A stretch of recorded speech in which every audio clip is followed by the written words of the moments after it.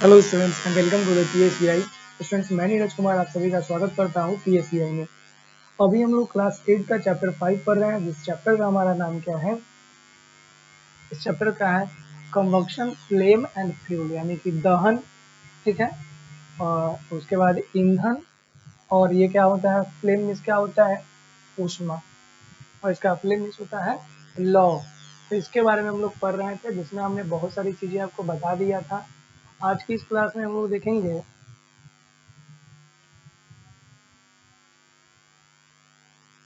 Combustion जो होते हैं, एक होते हैं कंप्लीट कंबक्शन फ्लेम के बारे में भी हम लोग पढ़ लिए हुए हैं।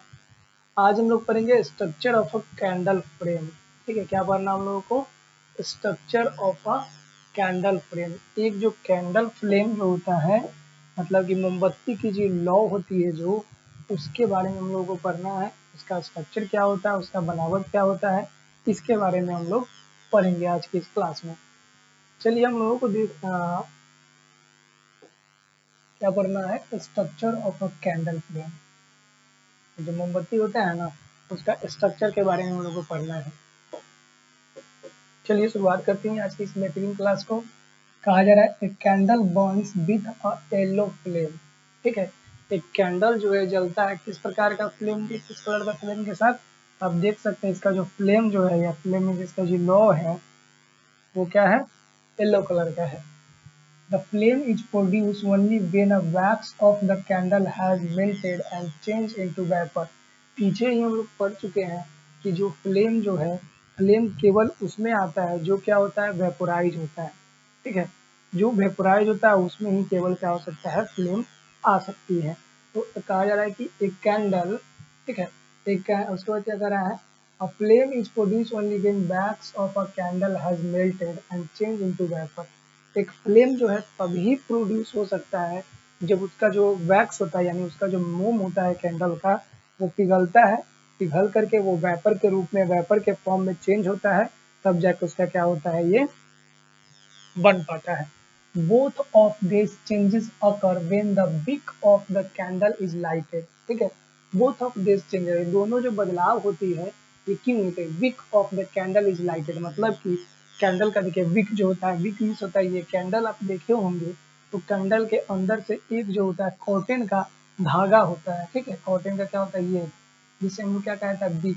तो ये प्रक्रिया तभी होगा जब इसको कैंडल का जो विक होता है, इसे हम लाइटेड करेंगे, मतलब जलाएंगे, तो यहाँ पे क्या होगा, हीट प्रोड्यूस होगा। इस हीट से ये जो वैक्स होगा, ये क्या हो जाएगा, मेल्ट होगा।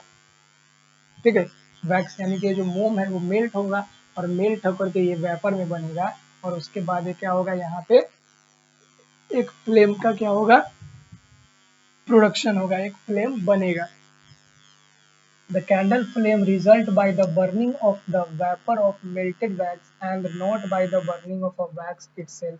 ठीक है, अब कहा जा रहा है कि कैंडल का जो फ्लेम है ना, वो रिजल्ट है किसका, जो वैक्स है, उस वैक्स का, वेपर का, ना ही कि वो वैक्स जो है क्या कर रहा है, बर्न कर रहा है खुद को। मोम जो होता है, इसमें जो मोम हो रहा है ना, मोम ये खुद नहीं जलता है, इसके अंदर का जो वैक्स है ये क्या होता है, वेपोराइज होता है, और उस वेपोरेशन के कारण में क्या होता है, उस वेपोरेशन के कारण वहां पे फ्लेम का निर्माण होता है। ठीक है, अ candle flame is not the same throat, it has the structure, it consist of a 4 zone. ठीक है, कैंडल का जो फ्लेम होता है ना, इसमें 4 गो जोन होता है, 4 जोन होता है। ठीक है, the blue zone, blue zone आप यहाँ पे देख सकते हैं, ये जो पार्ट है, ये ब्लू कलर से हम पार्ट कर देते हैं, ये जो पार्ट है इसे कहा जाता है ब्लू जोन। ठीक है, ब्लू जोन के बारे में ये देखते हैं। This is a small region of bright blue color at the base of the flame। यह क्या है, एक ब्लू कलर का फ्लेम होता है। ठीक है, this is a small region of bright blue color at the base of the flame। ये जो फ्लेम होता है, ये जो लौ होता है, उसके सबसे नीचे ब्लू कलर का एक बेस होता है। ठीक है, और ये एक छोटा एरिया होता है, ब्राइट और ब्लू कलर का होता है। ठीक है, दूसरा दूसरा क्या कहा है, इनर जोन।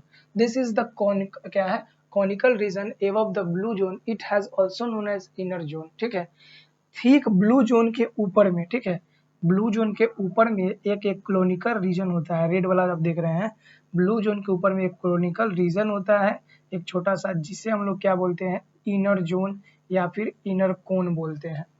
ठीक है, क्या बोलेंगे, इनर जोन या फिर इनर कोन इसे बोला जाता है।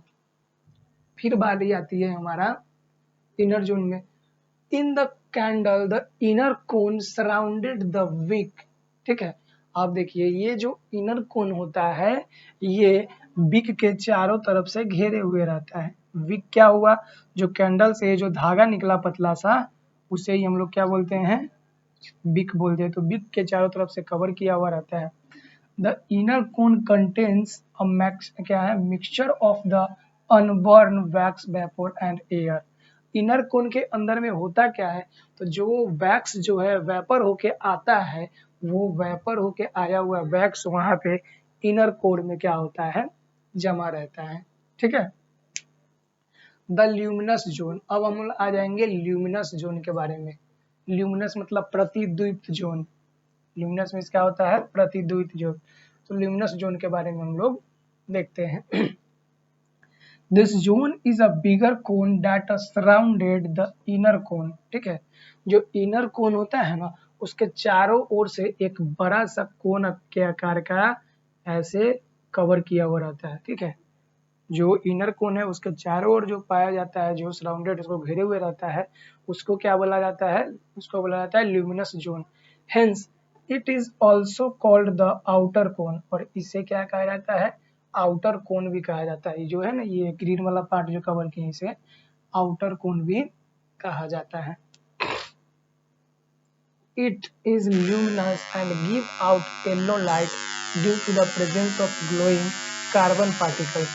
तो ये जब जलता है ना, तो ये जब ग्लो होता है, तो ग्लो होने के वक्त ये येलो कलर का, पीला कलर का क्या होता है, जलता है। पीला कलर का क्यों जलता है, क्योंकि इसके अंदर कार्बन के पार्टिकल्स मौजूद होते हैं। ठीक है, these particles are produced by the incomplete combustion of wax vapor। और यही जो पार्टिकल है, इसी के अंदर इनकम्प्लीट कंबक्शन होता है, किसका, वैक्स वेपर का, मतलब कि मोम का होता है। ठीक है, फिर हम लोग देखेंगे द नॉन ल्यूमिनस जोन। अब हम लोग देखेंगे नॉन ल्यूमिनस जोन के बारे में। क्या देखेंगे, नॉन ल्यूमिनस जोन के बारे में हम लोग देखेंगे। This is the outer region of the flame that involve luminous zone, envelops in luminous zone. ये क्या है, ल्यूमिनस जोन के बाहर से एक कवर किया हुआ और सबसे बाहरी आउटर जोन है, जो ल्यूमिनस जोन को इन्वॉल्व मतलब चारों साइड से लपेटा हुआ रहता है उसमें।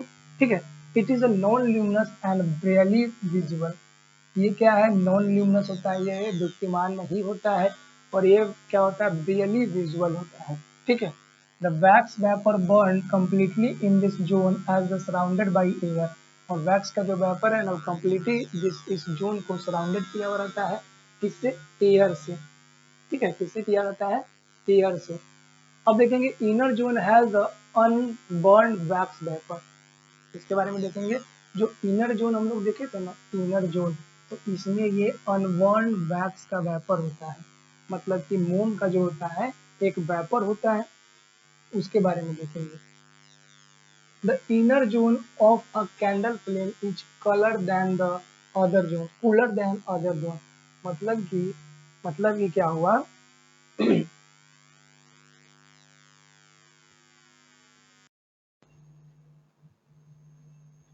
ठीक है, अब देखिए non inner zone has unburnt wax, मतलब कि इनर जोन अभी हम लोग पढ़े हैं ना, ये जो इनर जोन है, ये जो बीच का पार्ट देख रहे हैं, तो ये क्या होता है, ये जलता नहीं है। क्यों नहीं जलता है, क्योंकि इसके अंदर वैक्स का वेपर मौजूद होता है।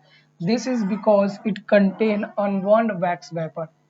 ये क्या होता है, इसके अंदर क्या पाया जाता है, अनबर्न वैक्स वेपर, मतलब कि नहीं जला हुआ मोम का भाप इसके अंदर जमा होता है। You can verify this by performing some simple activity. और इसे आप लोग जांच भी कर सकते हैं कुछ एक्टिविटी करके। आइए उस एक्टिविटी को हम लोग देखते हैं। अब कहा गया, एक्टिविटी दिया गया है to study the structure of candle flame. अगर हम लोगों को कैंडल फ्रेम का स्ट्रक्चर के बारे में स्टडी करना है तो क्या करना होगा, आइए देखते हैं। Introduce one end of a glass tube into the inner cone of a candle flame. ठीक है, इंट्रोड्यूस मतलब कि एक ग्लास का ट्यूब लेना है और कैंडल फ्लेम के अंदर में डालना है। अ white smoke will be come out of the outer and, जो आउटर एंड होगा ना वहां से एक व्हाइट कलर का स्मोक मतलब उजला कलर का धुआं निकल रहा होगा।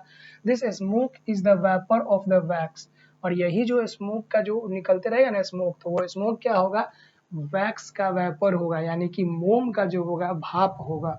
ठीक है, क्या होगा, मोम का भाप होगा।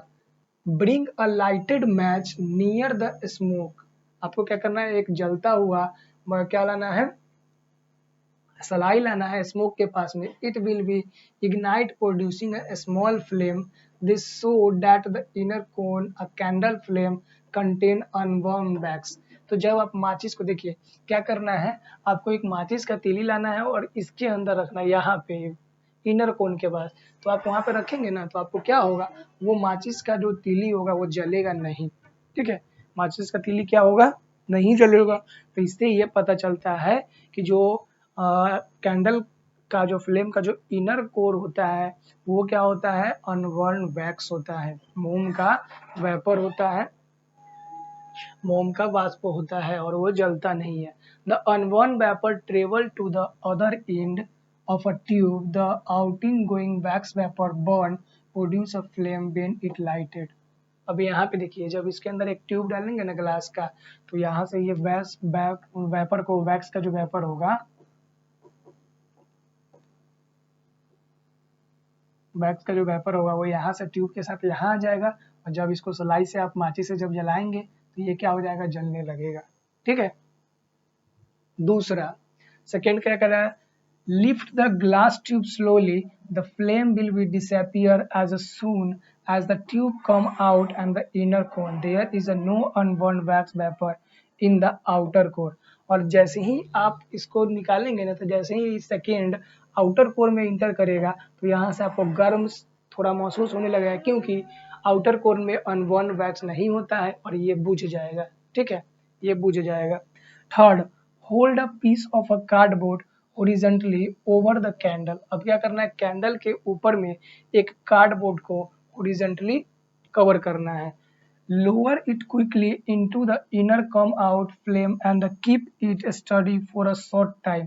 ऑब्जर्व दैट द क्या है, card portion of the cardboard is circular in a shape.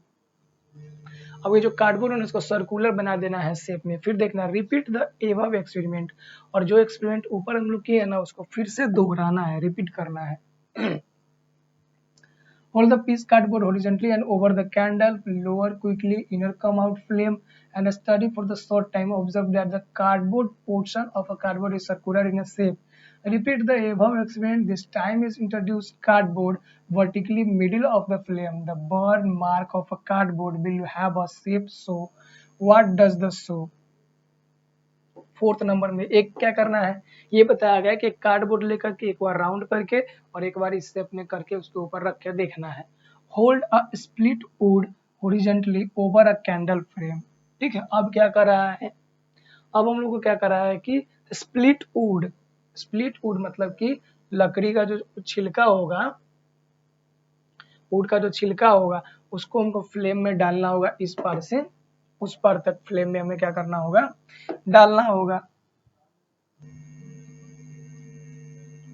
Lower it quickly into the inner core. अब क्या करना है, इसको डालना है इधर आउटर कोर के साथ से इनर कोर में भी आ गया, और इसको क्विकली करना है। Hold it there for a short time, और इसको कुछ समय के लिए यहीं पे होल्ड करके रखना होगा। ठीक है, as in the figure the split will be only char will be contact the outer cone is a flame, the portion of a split within the inner cone will not char।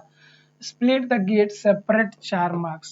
कहा गया है क्या, जब इस प्रकार से आप लकड़ी के छिलकों को डालेंगे या फिर लकड़ी को इस प्रकार से डालेंगे तो जो ये जो पार्ट होगा, ये जो इनर कोर होगा ना, ये पार्ट नहीं जलेगा, लेकिन ये जो आउटर कोर का पार्ट होगा और ये आउटर कोर का पार्ट होगा ये जल जाएगा, जिसका मार्क्स ऐसा काला कलर का यहाँ बन जाएगा, और ये काला कलर का जो इनर कोर के पास में होगा ये क्या होगा, अनइफेक्टेड होगा, इसके ऊपर कोई भी प्रभाव नहीं पड़ेगा। ठीक है स्टूडेंट्स, तो एक एक्टिविटी था जिसके माध्यम से बताया गया कि इनर कोर और आउटर कोर में क्या डिफरेंसेस है उसके बारे में।